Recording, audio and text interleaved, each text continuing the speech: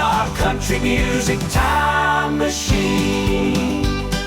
Hi there, everybody. Welcome back to the Country Music Time Machine. Your pal Kevin here with another episode in our series called Whatever Happened To. Right now, we're going to feature 3 artists that you may wonder, whatever happened to them? What have they been up to since they left the spotlight? You know, since we aired that first episode, a lot of you have chimed in on artists that you are curious about, but also the possible reasons they have disappeared from the spotlight.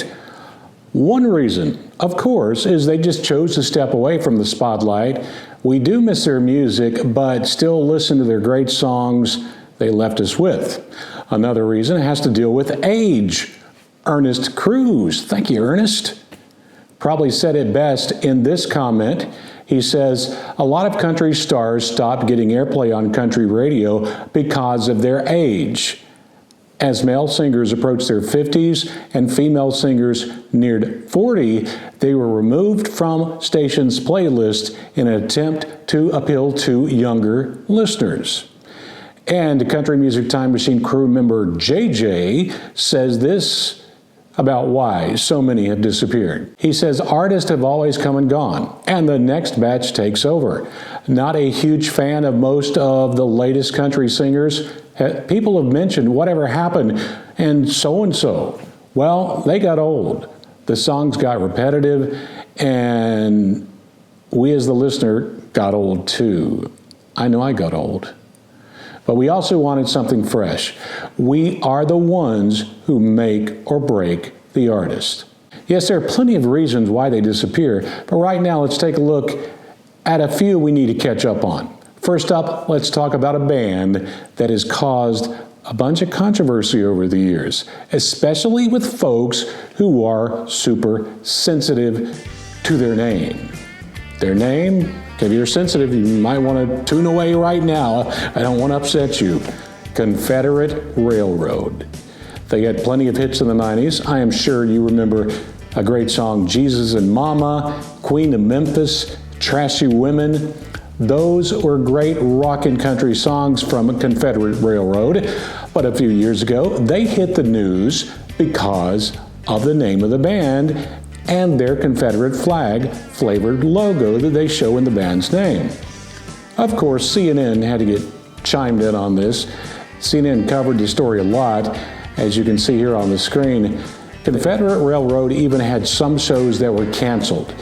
And unlike Dixie Chicks and Lady Antebellum, they decided to stick to their guns and keep their name. Here's a little clip with Governor Mike Huckabee talking to the band's very own Danny Shirley. And you know, the fans did the right thing by standing with the band, and I think a lot of people that maybe aren't even into country music just saw how silly this really was. Yeah, a lot of the people that did make comments that weren't country music fans had no clue who we were.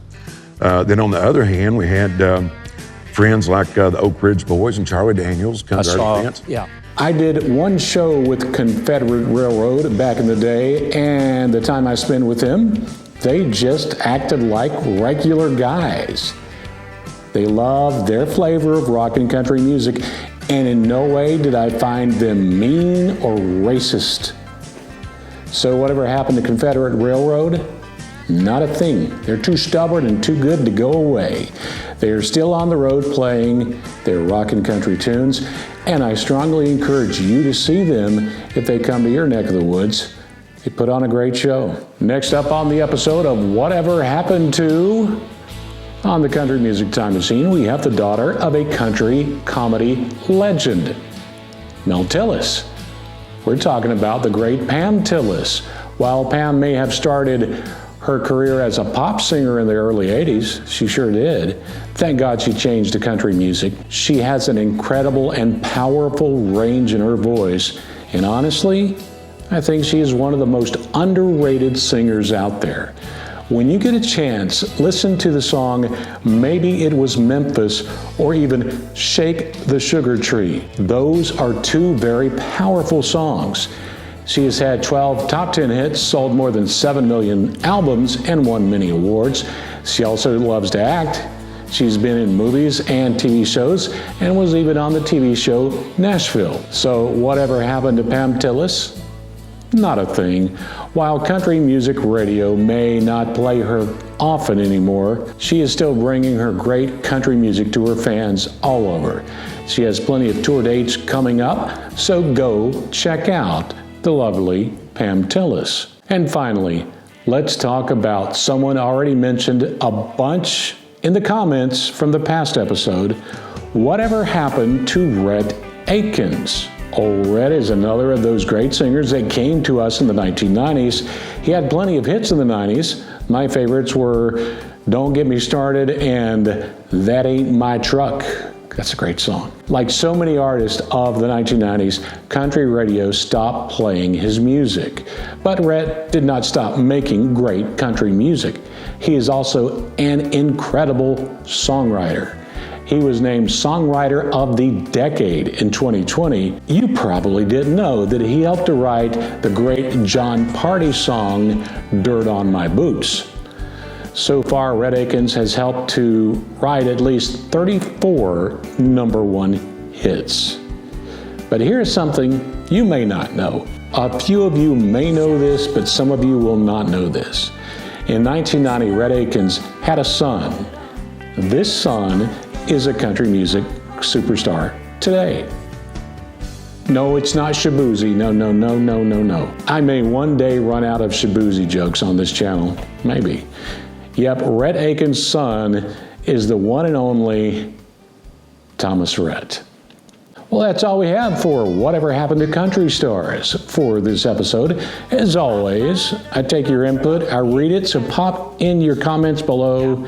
Continually entertain me because I read them all. And in your comments, mention any great folks that you like that I talked about today, or anybody you would like to see featured on this series in future episodes.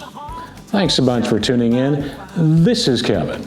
And as always, let's keep it country right here on the Country Music Time Machine. Oh, it's a country music time machine, taking us back to where the grass is green, with twangs and tales from days gone by. Let's ride those old trails beneath the open sky, in our country music time machine, in our country music time machine.